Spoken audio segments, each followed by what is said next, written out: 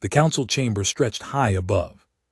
The marble floors, its curved walls, covered in screens showing star maps and battle reports. Ambassador Velmuth stood before the gathered leaders of the Talvan coalition, his old hands trembling as he pointed to the red zones spreading across the display. Each zone meant death, each one meant the Krell Empire had taken another system.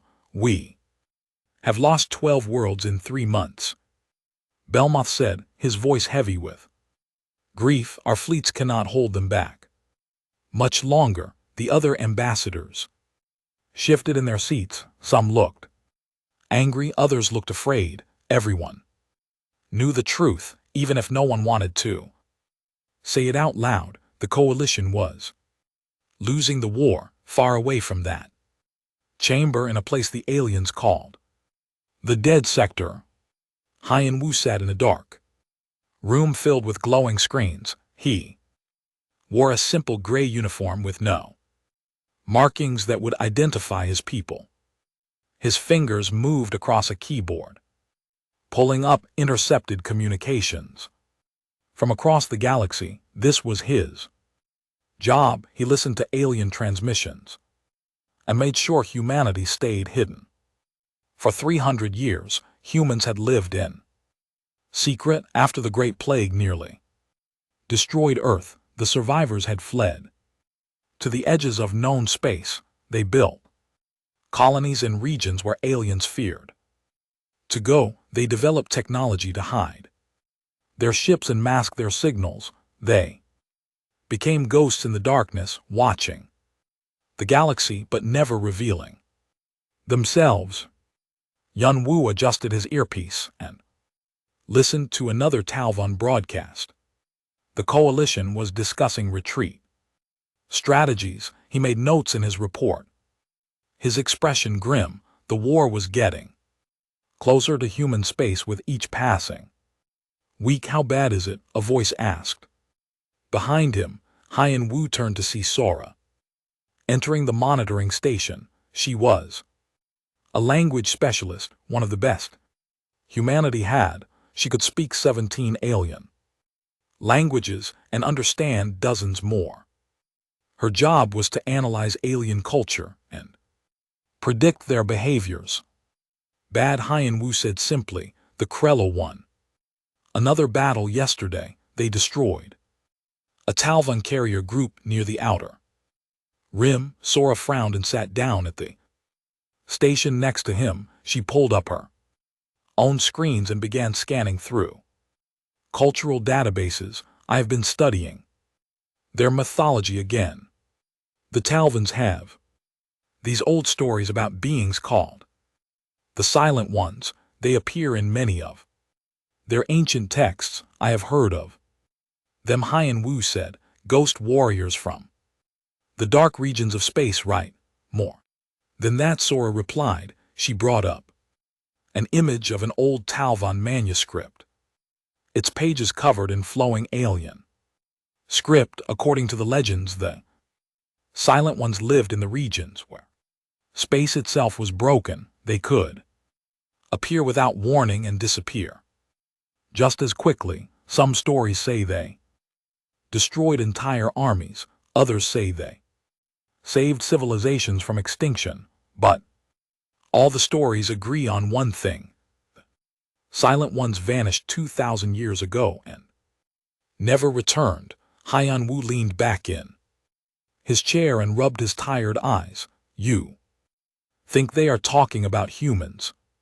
About our ancestors? It fits the timeline, Sora said quietly. 2,000 years ago, there was a human expansion into this region of space. We have records of it in our own archives. Then the plague hit Earth and everyone was recalled home. The alien civilizations must have remembered us, but over time we became myths. Before Hien Wu could respond, an alarm sounded through the monitoring station. Red lights flashed on multiple screens. He quickly pulled up the source of the alert and felt his stomach tighten. It is a distress signal, he said, his fingers flying across the keyboard. A Talvan refugee convoy. They are under attack near the broken ring.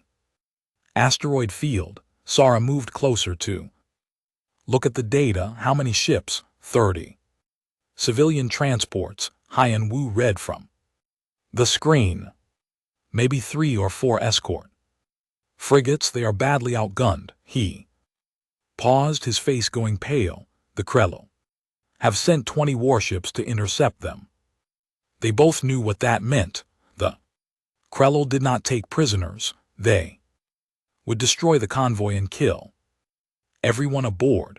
30,000 Talvan civilians would die in the next few hours. Yan Wu opened a secure channel to Fleet Command. Within minutes he was connected to Captain Jiwen, commander of the human carrier Indomitable.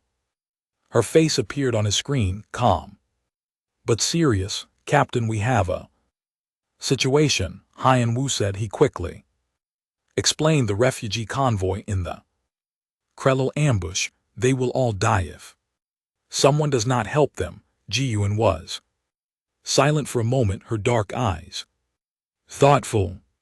She was a career military officer, someone who had spent 20 years preparing for the day humanity might have to reveal itself. She had always known this moment would come eventually. She just had not expected it to be today. The council has not authorized first contact, Jiwen said carefully. We are supposed to stay hidden.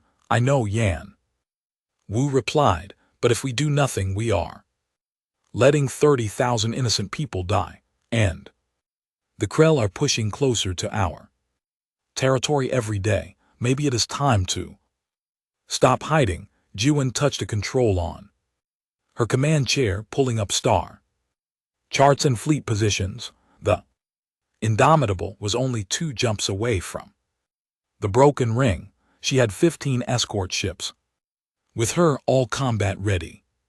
It would be enough to fight the Krell force, but it would also mean revealing humanity to the galaxy. I need to consult with command, Jiwen said. Stand by. The screen went dark. Haiyan Wu and Sara waited in tense silence. Minutes passed like hours. They watched the distress signal growing more desperate. The Talvan convoy was begging for help that they believed would never come. After all, who would save them? The coalition fleets were stretched too thin. The Krell controlled this entire region of space. 20 minutes later, Jiwen's face reappeared on the screen. Behind her, Haiyan Wu could see crew members rushing to battle stations. Alarms were sounding throughout the carrier. We have received authorization from Earth, Jiwen said. Her voice was steady, but Haiyan Wu could hear the weight of history in her words. The first contact fleet is preparing to jump. Haiyan Wu, you will come aboard as liaison officer. So Ra, prepare all your language files. We are going to need them. Understood, Captain, Haiyan Wu said as the connection ended. He sat back in his chair and took a deep breath. Everything was about to change. For 300 years, humanity had been a ghost story, a myth whispered in alien taverns and dismissed by scholars. In a few hours they would become real again. On the other side of the galaxy, in the Grand Council chamber, Felmuth was still arguing for more resources, more ships, more time. He did not know that help was coming. He did not know that the myths he studied were about to walk among the stars again. In the darkness of space, the human fleet began to move. Their quantum slip drives powered up, bending reality around their ships. They vanished from their hidden bases and began the journey toward the broken ring, toward the refugees who needed saving, toward a war that would chain the galaxy forever. The silent ones were returning, and this time everyone would know they were real. The broken ring asteroid field hung in space like the corpse of a dead world. Billions of rocks, some as small as pebbles and others as large as cities, drifted in slow orbits around nothing. It was a graveyard, and now it was about to become a battlefield. The Talvan refugee convoy moved desperately through the asteroids, their old engines struggling to keep pace. Aboard the lead transport, Ambassador Velmuth stood on the bridge and watched the sensor displays with growing dread. 20 Krello warships surrounded them, moving into attack positions like predators circling wounded prey. "Can we run?" asked the transport captain, a young Talvan woman whose hands shook on the controls. "No," Velmuth said quietly, "they are faster than us. They have already cut off every escape route." A communication channel opened, filling the bridge with harsh static, and then a deep rumbling voice. General Krev Talk of the Krell Empire appeared on the main screen. He was massive with dark scales and eyes like frozen amber. His armor was decorated with kill marks from a 100 battles. "Talvan convoy, this is General Krev Talk," he said, his voice dripping with false courtesy. "You have entered Krell territory. Your ships and cargo now belong to the Empire. Power down your engines and prepare to be boarded." "This was neutral space when we entered it," Velmuth replied, stepping forward. "We are civilians fleeing the war zone. We have no military value." Krev Talk laughed, a sound like grinding metal. "Neutral space? There is no neutral space in this sector anymore. It all belongs to the Krell now." He leaned closer to the camera, his teeth showing in a predatory smile. "But I am feeling generous today. Surrender your ships within 10 minutes and I will only execute half of you. Resist and everyone dies. Choose." The channel went dead. On the bridge, the transport captain looked at Velmuth with tears in her eyes. "What do we do?" Velmuth had no answer. He was a scholar, a collector of myths and old stories. He had spent his life studying the legends of the Silent Ones, those mysterious warriors who could appear from nowhere to save the helpless. He had always wondered if the stories were true, how facing death he found himself wishing desperately that they were. "Send a final message to the coalition," Velmuth said softly. "Tell them what happened here. Tell them we tried to survive." But before the captain could send the message, every sensor on the bridge went insane. Warning alarms shrieked as massive energy signatures appeared on the displays. Not one signature, not two, 15 separate contacts, each one appearing out of nowhere in a flash of twisted light that made reality itself seem to ripple. "What is that?" the captain gasped. Velmuth stared at the screens, his old heart pounding.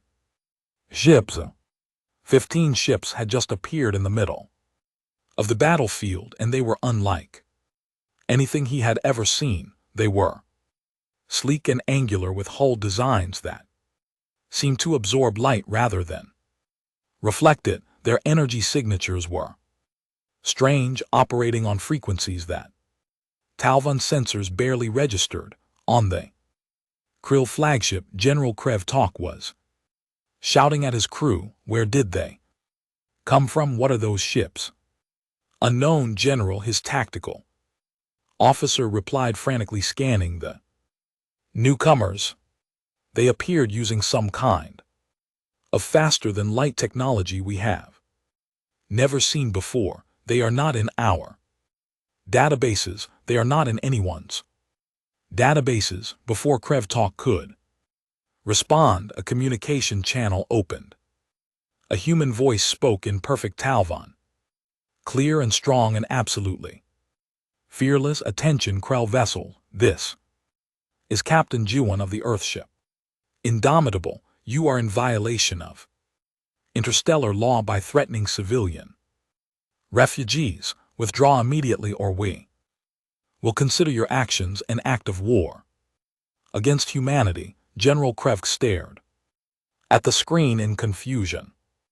Humanity, Earth, I have never heard of these things. They must be some minor species trying to bluff us. He opened a channel to the unknown ships.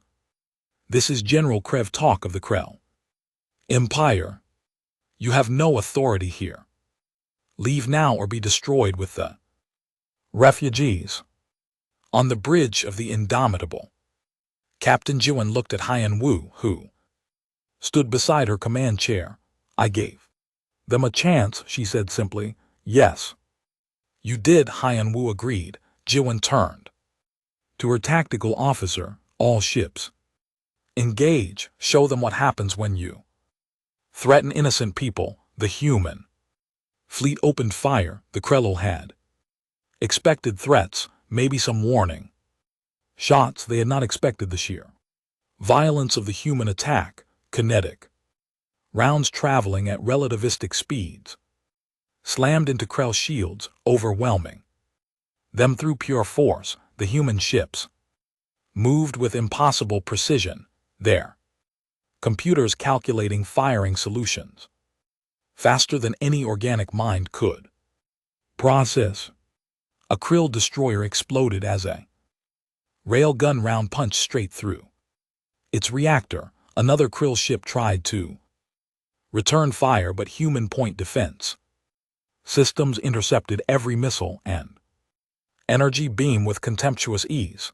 The human ship seemed to anticipate every move, working together with coordination that should have been impossible. Launch fighters, Krevk roared. The Krell carriers released their fighter craft. Hundreds of small attack ships swarming toward the human fleet. On the Indomitable, fighter pilot Mino received her launch orders and felt her heart race with excitement and fear. This was it. This was first contact. She would be one of the first humans to fight in front of alien witnesses. Blue Squadron, you are cleared for launch, the flight controller said. Minio's fighter shot out of the carrier bay and into open space. Around her 20 other human fighters formed up in perfect formation. They accelerated toward the Krell fighter swarm, their engines burning bright against the darkness. The Krell fighters outnumbered them 5-1. The Krell pilots were experienced warriors who had won dozens of battles, but they had never faced humans before. Mio's fighter twisted through space in maneuvers that should have torn the ship apart. Human fighters were built to handle forces that would kill most organic pilots and human pilots trained in simulators that pushed them to their absolute limits. She rolled under a Krell fighter's energy beams and fired her cannons, the high velocity rounds shredding the enemy craft in seconds. 2 confirmed kills, she reported calmly, already lining up her next target. All around her the human fighters danced through the Krill formation like sharks through a school of fish. The Krell pilots tried to adjust, try to fight back, but they were too slow, too predictable. Human tactical computers analyzed their patterns and fed targeting data to the pilots faster than the Krell could react. On the Krell flagship, General Krevk watched in horror as his fighter wing was systematically destroyed. Half of his capital ships were already damaged or destroyed. His shields were failing.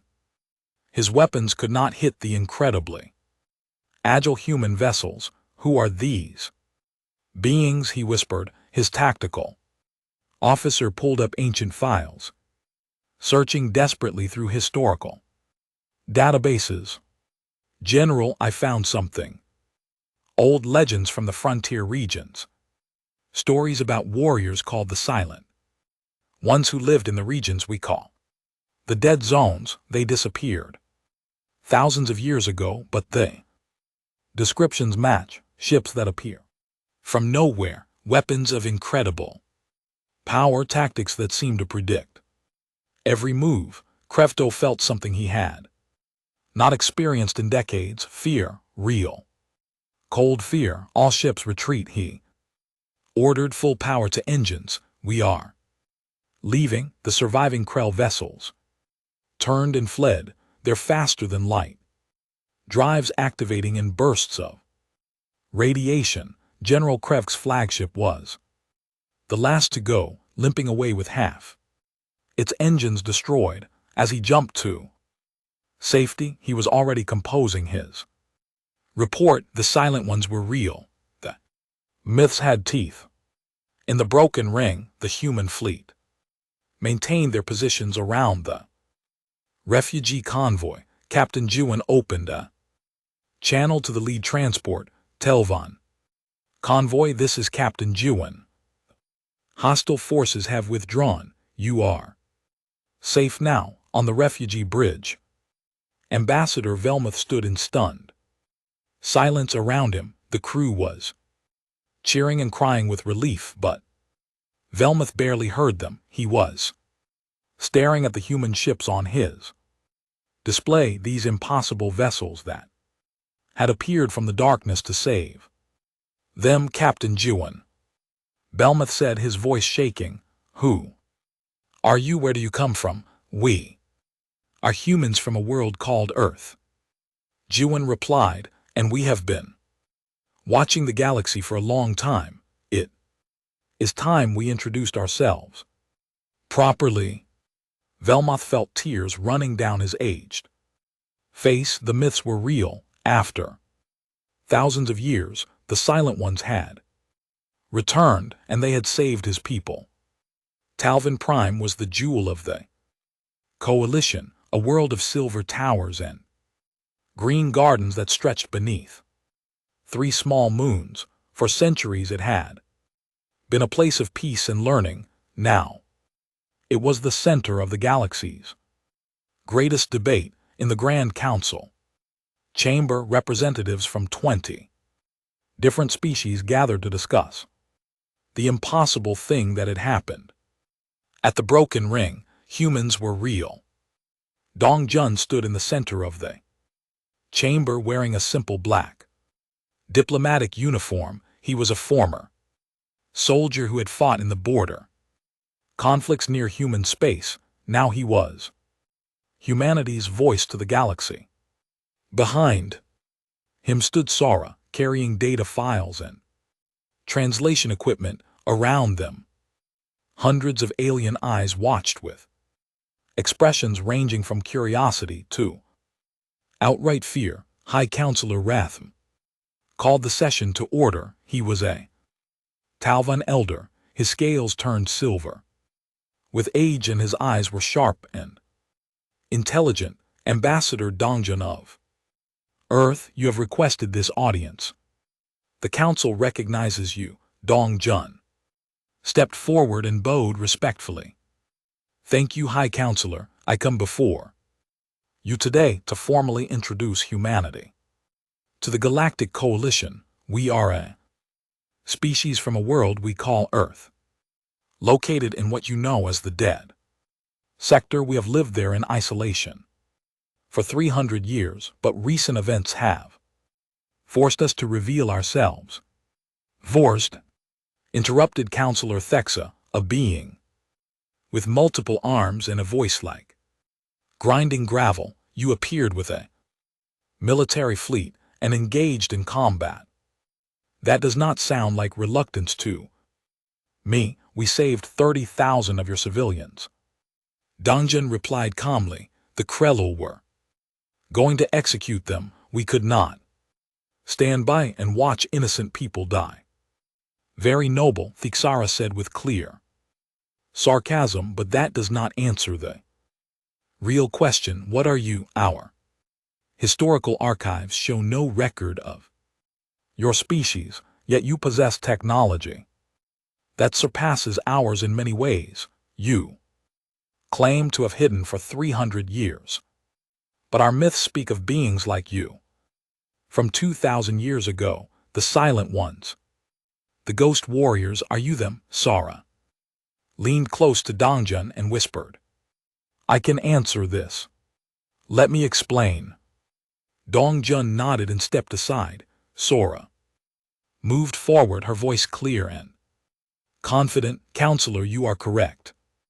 We are the beings from your ancient legends. 2,000 years ago, humans explored this region of space. We established diplomatic contact with several species, including your ancestors. Then a terrible plague struck Earth. It killed billions. Our government recalled all humans from deep space to help fight the disease. We survived, but barely. When we tried to return to the galaxy, we found that most civilizations had collapsed or forgotten about us. We became myths. Why hide for 300 years? Rom asked. Why not reveal yourselves sooner? Because we were afraid, Dongjun said honestly. We had barely survived extinction. We needed time to rebuild, to become strong again. We did not know if the galaxy would welcome us or fear us, so we watched from the shadows and waited. The chamber erupted in discussion. Some counselors seemed sympathetic, others looked suspicious. The Zara stood and pointed an accusing appendage at Dongjun. This proves my point, Zara declared. They have been spying on us for centuries. Who knows what secrets they have stolen? What plans they have made? The prophecies speak of the Silent Ones as harbingers of upheaval. Their return means the galaxy will be torn apart. Prophecies are just stories, Velmuth said, standing from his seat. The old ambassador had been given a place of honor at the council as one of the survivors of the Broken Ring. I have studied those myths my entire life. Yes, they speak of upheaval, but they also speak of salvation. The Silent Ones appeared in times of great crisis to restore balance. Perhaps that is exactly what we need now, or perhaps they caused those crises in the first place. Dexar shot back. We know nothing about these humans except that they are warriors with advanced weapons. How long before they decide they want to rule us? Dong Jun took a deep breath. This was the critical moment. He had prepared for this argument, but it still made him angry. We do not want to rule anyone. We want to help you survive the Krell invasion. In return, we ask only that you recognize human sovereignty over our territory and accept us as equals in the coalition.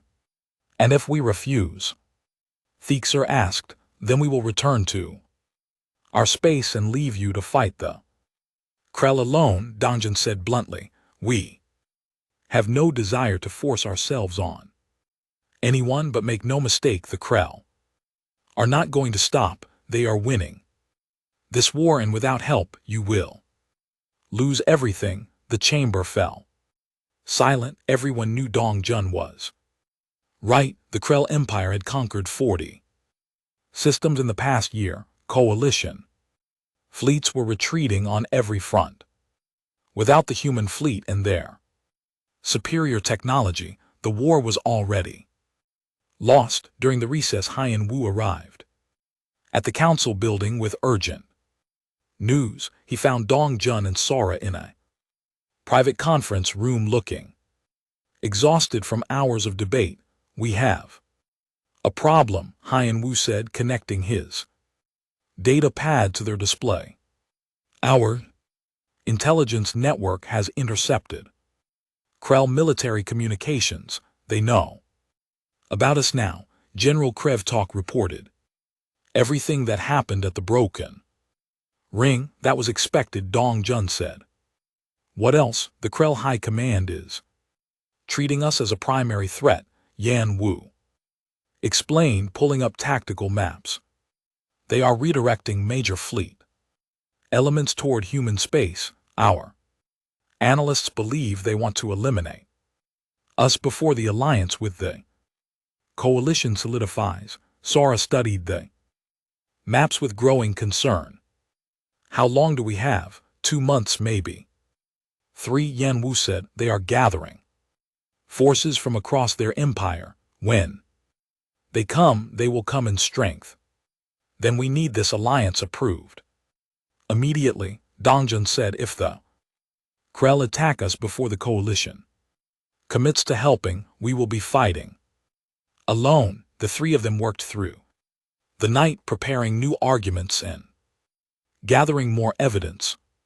Sora dove into the coalition's historical archives, searching for any information about human contact from 2,000 years ago. What she found shocked her. Look at this, she said, showing the others an ancient data file. This is a Talvon trading record from 1900 years ago. It mentions humans by name. We sold them medical technology. We helped them fight a plague that was devastating their colonies. The coalition's ancestors knew us, Dong Jun said softly. They were our friends once. Not just friends, Sora continued, pulling up more files. Listen to this. It is from a Talvon scholar's journal. The humans possess a remarkable quality. They adapt to any situation. They never give up even when defeat seems certain. They form bonds with other species, easily creating alliances that last for generations. If they were to remain in this galaxy, they would chain everything. That is it, Dong Jun said, suddenly energized. That is how we convince the council. We show them we are not strangers. We are old allies who have returned. When the council reconvened, Dong Jun presented the evidence. He showed them the trading records, the journal entries, the proof that humans and the coalition species had worked together in the past. He spoke passionately about shared history and common values. We do not come to conquer you, Dong Jun said. We come to stand beside you as our ancestors stood beside yours 2,000 years ago. The galaxy has changed, but humanity has not. We are still the same species that your ancestors called friends. Velmuth stood again, his voice strong despite his age. I have dedicated my life to studying the myths of the Silent Ones. After meeting the humans and reviewing this evidence, I believe the prophecies have been misunderstood. The Silent Ones do not bring destruction. They are a mirror. They reflect what they find. If they encounter evil, they fight it. If they find friends, they protect them. The question is not what humans will do to us. The question is what kind of galaxy we want to be. The vote was called. Species representatives activated their voting crystals one by one. The chamber filled with light, blue for yes and red for no. The count was close, but when the final tally appeared, the blues outnumbered the reds. The alliance was approved.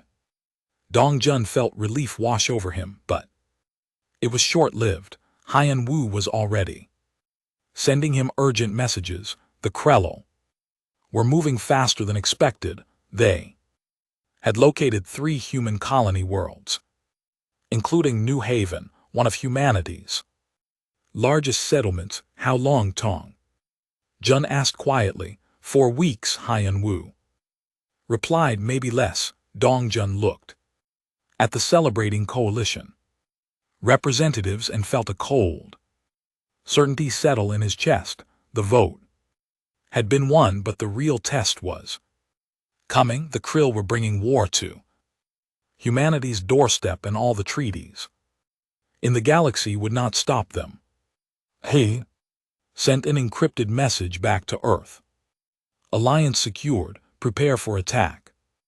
They are coming for us. New Haven was a beautiful world covered in forests and oceans that reminded the colonists of Earth. 500,000 humans called it home, living in cities that blended seamlessly with the natural environment. Children played in parks while their parents worked in factories and research facilities. It was peaceful, prosperous, and completely unaware that death was coming from the stars. General Tamman stood in the orbital defense station and watched the sensor displays with grim determination.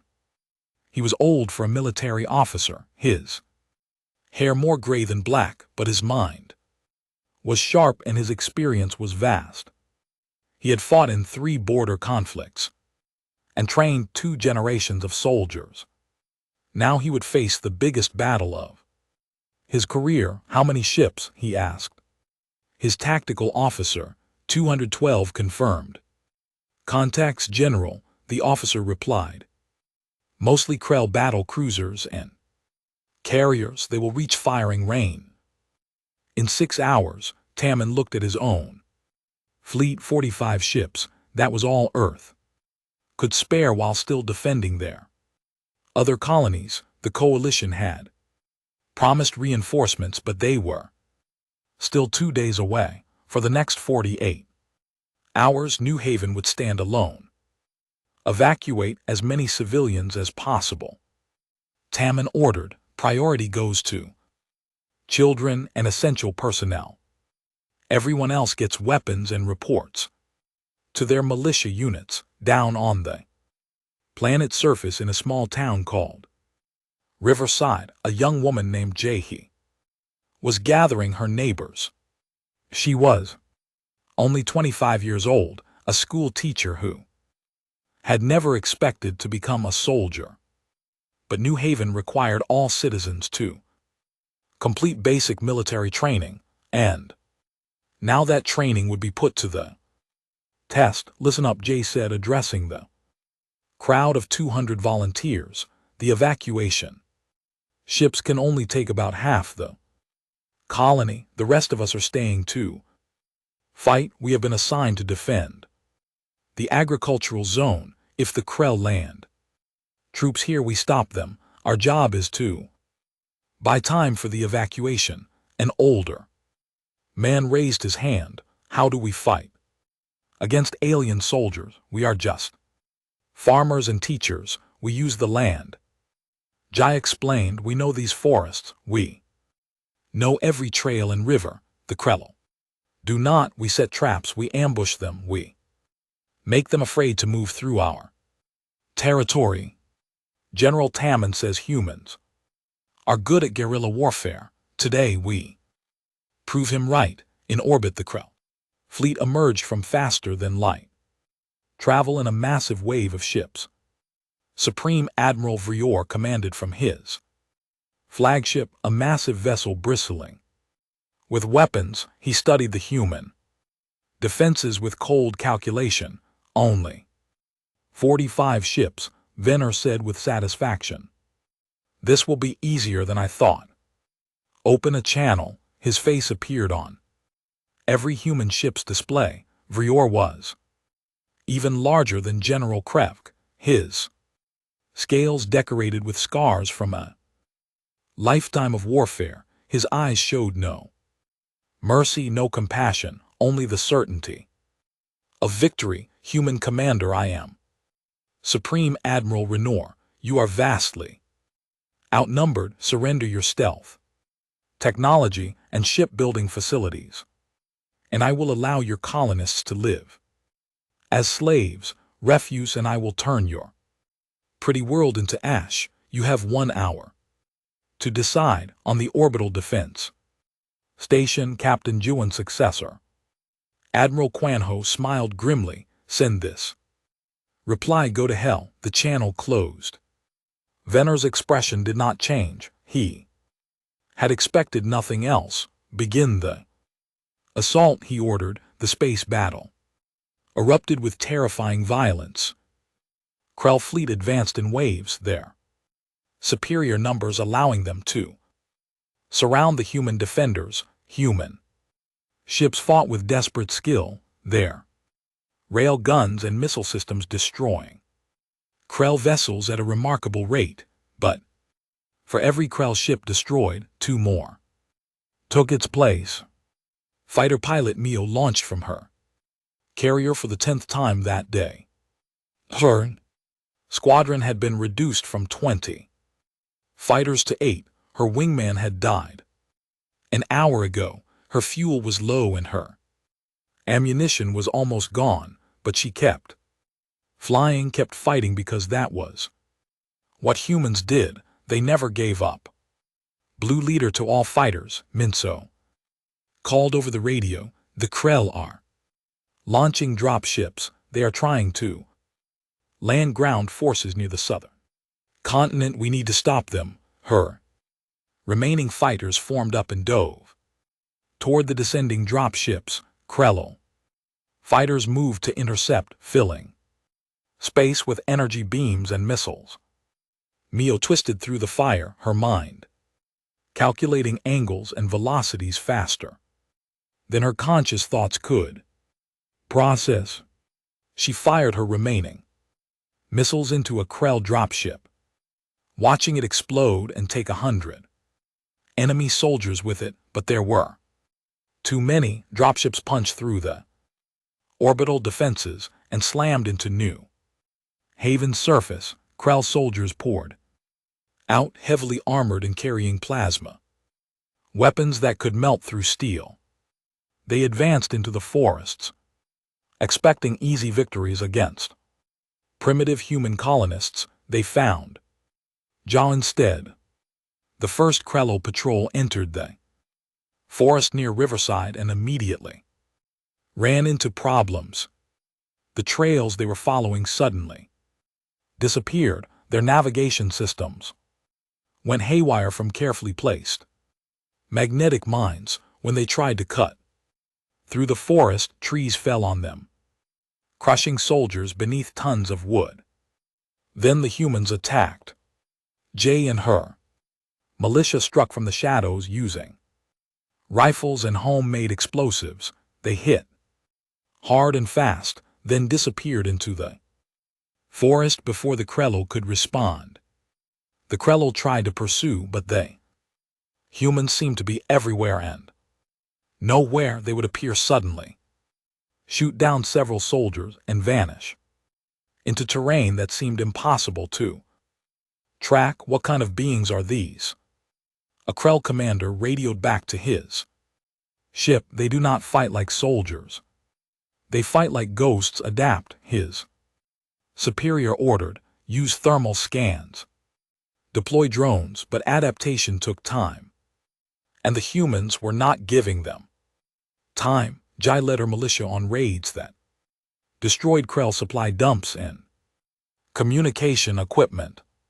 They rescued trapped evacuation ships and guided civilians through secret paths to the spaceports. Every hour they delayed the Krell was another 100 lives saved. In orbit, the battle was going badly for the humans. Admiral Quanho's flagship was badly damaged. Half his fleet was destroyed or disabled. The Krell were closing in for the kill, and Renor was preparing his final assault. Then the coalition fleet arrived.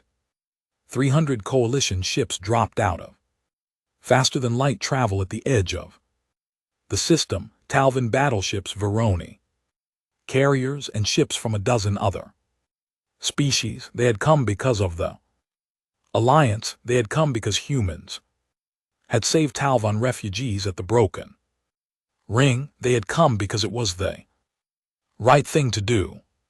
This is Coalition. Battle Group 7, a Talvin admiral announced. Human allies, we are here to assist you. The tide of battle shifted. The Krell suddenly found themselves fighting on two fronts with fresh coalition forces hammering their flanks, while the surviving human ships regrouped. Bree's careful battle plan collapsed into chaos. On the ground, Jahi heard the news over her radio and felt hope surge through her exhausted body. They had bought enough time. Now they just needed to survive a little longer. But Venner was not finished. Consumed by rage at his failing assault, he made a desperate decision: charge the main guns. He ordered his crew: target the primary colony cities. If we cannot take this world, we will make sure that humans cannot have it either. Admiral Quan Ho saw the Krell flagship's weapons powering up and understood immediately what Renor intended: orbital bombardment. The coward was going to kill millions of civilians because he could not win the battle fairly. All ships, Quan Ho said quietly. We need to destroy that flagship now. But his ships were too far away, too damaged. They would never reach Renor in time.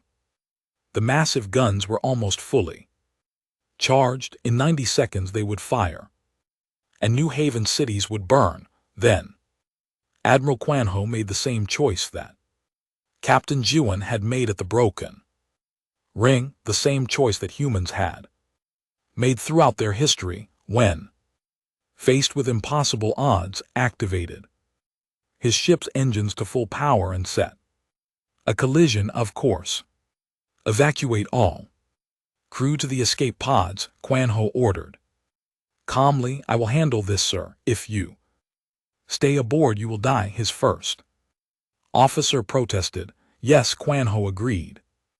But 5 million people down there live, that seems like a fair trade. Now go. That is an order. The crew evacuated. Quan Ho stayed at the helm, guiding his dying ship toward Renor's flagship. The Krell tried to shoot him down, but the human vessel was accelerating too fast. Its shields absorbing damage until the last possible moment. In his cockpit, Mia watched the Admiral's ship streak toward the enemy flagship like a meteor. She understood what he was doing, and tears streamed down her face as she saluted. Farewell, Admiral, she whispered. The two ships collided at relativistic speed.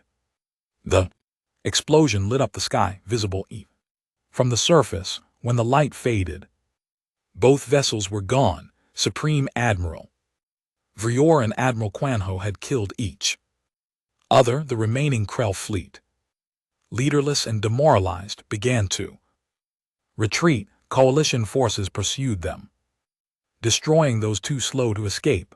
On the ground, the Krell soldiers surrendered or were hunted down by human militia. He stood in the ruins of Riverside, watching the sky clear as the last Krell ships fled. She had survived. Her town had survived, but 40,000 colonists had died, including Admiral Quan Ho and hundreds of brave soldiers. The victory felt hollow in her fighter. Minso returned to her damaged carrier 6 months after the Battle of New Haven. The war had transformed. The initial shock of humanity's arrival had given way to a coordinated offensive. Human and coalition forces fought side by side across dozens of star systems, slowly pushing the Krell Empire back toward their core territories. But victory remained uncertain, and the cost in lives was staggering. Admiral Dong Haiyan stood in the command center of the coalition's main war fleet, studying tactical displays that showed troop movements across half the galaxy. He was Jiwan's old mentor, a man who had taught her everything she knew about fleet tactics. When she died ramming Renor's flagship, Dong Haiyan had volunteered to take command of the combined human Coalition Armada, he was determined to finish what she had started. Admir, we have confirmation from the intelligence division, said his aide, bringing up a new report. They have located the Krell's Central Command Nexus. Dong Hai leaned forward, his tired eyes focusing intently. The command nexus was the brain of the Krell military machine, massive space station where their high command coordinated all fleet movements and strategic decisions. If it could be destroyed, the Krell war effort would collapse into chaos. Where is it? Dong Hun asked. In orbit around their throne world, Krell Prime, the aide replied. It is protected by their entire home fleet, 200 capital ships plus station defenses. Intelligence estimates it would take 500 ships to have a reasonable chance of breaking through. How many do we have available? Dong Hun asked, though he already suspected the answer. 340. Admiral, and that is if we strip defenses from our liberated territories. Dong Haiyan rubbed his face wearily. 340 ships against the Krell's strongest defenses. It would be the biggest battle of the war. Many would die, but if they succeeded, they could end the conflict and save countless lives in the long run. Begin assembling the fleet, Dong Haiyan ordered. Send word to Earth and the Coalition Council. We are going to Krell Prime. While the military prepared for the final assault, Sora was fighting a different kind of war. She had spent the past 6 months broadcasting human culture across the galaxy, music, art, literature, history, everything that made humanity unique. She wanted aliens to understand that humans were not just warriors, they were creators, dreamers, survivors. Her broadcasts had become incredibly popular. Alien children listened to human music, students studied human philosophy, artists incorporated human styles into their work. The galaxy's perception of humanity was changing, evolving from fear to fascination to genuine friendship. So Ra sat in her small studio preparing another broadcast. Today she was sharing the story of humanity's survival after the Great Plague. She wanted aliens to understand why humans had hidden for so long and why they valued life so deeply. We almost died, Sora said into the camera. 30 years ago, a disease nearly destroyed our entire species. We lost billions of people, families, friends, entire cities. But we did not give up. We fought, we adapted, we survived. That is what humans do. We face the impossible and find a way forward, not because we are stronger than anyone else, but because we refuse to accept defeat. Her broadcast reached millions of viewers across dozens of species. In the comments and messages that flooded back, Sora saw something beautiful. Aliens were sharing their own stories of survival and struggle. They were finding common ground with humanity, recognizing that everyone faced challenges and everyone had to choose whether to give up or keep fighting. Haiyan Wu, now serving as chief of intelligence, coordinated with coalition operatives to gather information about the Krell throne world. What he discovered was both alarming and potentially useful. Admiral, you need to see this, Haiyan Wu said, entering Dong Haiyan and LT Lunken GTS ready room with a data pad. The Admiral looked up from his battle plans. What is it? Emperor Crescent has activated something called the Star Harvest weapon, Haiyan Wu explained, projecting a holographic image. It is a doomsday device built into the command nexus. Our agents report it is powered by captured stellar Matter literally harvested from dying. Stars, if activated, it could destroy our entire fleet and probably sterilize several nearby systems. Dong Haiyan stared at the projection with growing horror. They would destroy their own throne world just to defeat us if they believe they are losing. Yes, Haiyan Wu said grimly. Kashanak is desperate. He has lost half his empire. His people are starting to rebel. He would rather destroy everything than admit defeat. Can we stop it? Maybe, Han Wu said. Weapon has a power core deep inside the station. If we could overload it instead of destroying it outright, the resulting explosion would only take out the military infrastructure, not the entire system, but someone would need to get inside the station to do it. Dong Haiyan nodded slowly. A suicide mission, not necessarily suicide, Yan Wu corrected. Difficult certainly, but our combat engineers believe it can be done. The admiral called a meeting of his senior officers. When he explained the situation, there was silence around the table. Everyone understood what he was asking. Someone would need to fly into the most heavily defended location, the Krell Empire, and sabotage a weapon that could kill billions. The chances of survival were minimal. Fighter pilot Mio stood up. She was a captain now, having earned 3 promotions through valor in combat. She had fought in every major battle since the Broken Ring, and her squadron had the highest kill count in the fleet. I will do it, Minso said simply. My squadron can fight through to the station. We have done harder things. Mayo, this is not an order. Dong Hyun said carefully. I am asking for volunteers because I cannot command anyone to take this risk. I know, Admiral Minso replied, and I volunteer. Jiwon sacrificed herself to save New Haven. Wonho did the same. It is my turn to protect people.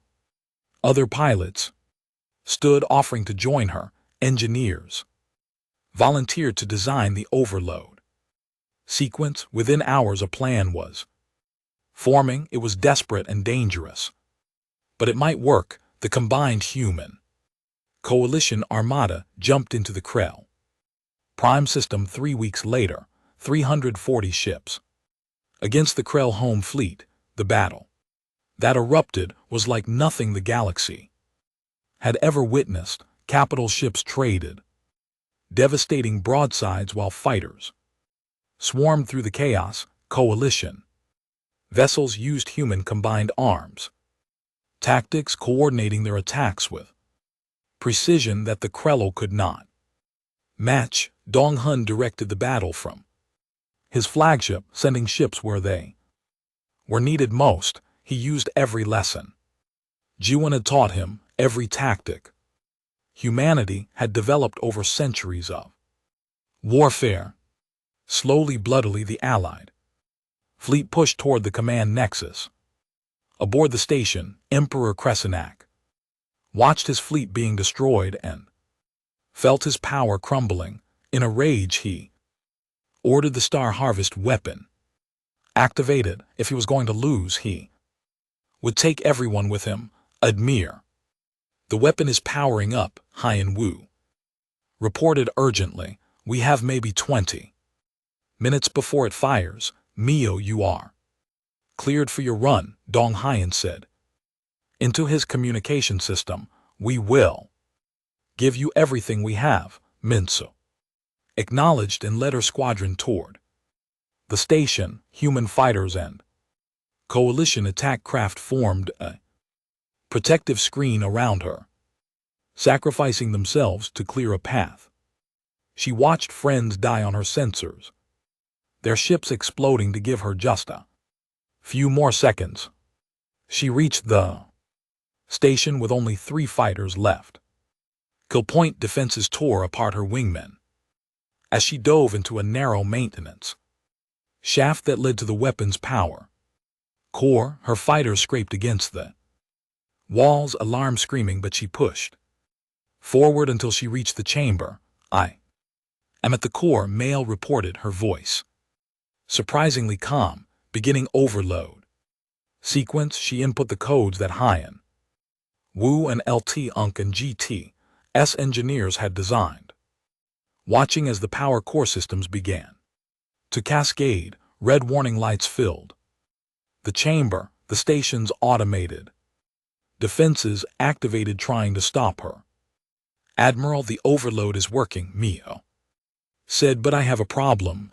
The explosion will happen in 90 seconds and the shaft I used to get here has collapsed. I cannot get back out in time. Dong Hun felt his heart sink. Mio, there must be another way. I am looking, she replied frantically, checking her fighter sensors. Then she saw it, an emergency escape tunnel barely large enough for her fighter, leading to the station's exterior. It was a crazy path, twisting through narrow corridors, but it was a chance. Found an exit, Mio said, going for it now. She pushed her fighter's engines to maximum and shot into the tunnel. Behind her, the power core began to explode. The shock wave chased her through the corridors, getting closer with every second. She could see the exit ahead, a small opening leading to space. 50 m 40-30. Her fighter burst out of the station just as the core detonated. The explosion consumed the command nexus, destroying it and the star harvest weapon. The blast wave caught Mio's fighter and sent it tumbling through space, systems failing, but she was alive. Blue leader to fleet, Mio gasped. Mission accomplished, weapon destroyed. The command nexus exploded in a brilliant flash across the station. Krell command centers went dark. Their coordination collapsed. Ships received no orders. The home fleet began to fall apart as individual captains made their own decisions about whether to keep fighting or surrender.